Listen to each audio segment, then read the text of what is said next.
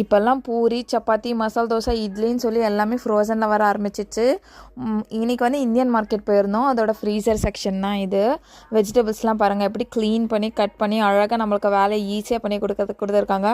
பூண்டெல்லாம் கூட அப்படியே உரித்து ஃபுல்லாக பீல் பண்ணி க்ளீன் பண்ணி வச்சுருக்காங்க கட் பண்ணி. கீரைலாம் வந்து இந்த மாதிரி க்யூப்ஸாக தான் வரும் இங்கே.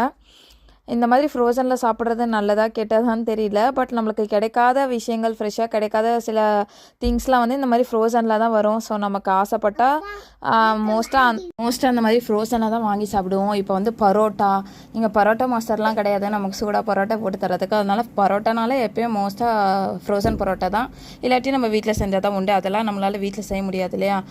கொழுக்கட்டை, சுச்சியம் அப்படின்னு சொல்லிட்டு நிறைய ஐட்டம்ஸ் இருக்குது. ஒரு சில ஐட்டங்கள்ஸ் வந்து நல்லாயிருக்கும், ஒரு சிலது ரொம்ப கேவலமாக தான் இருக்கும்.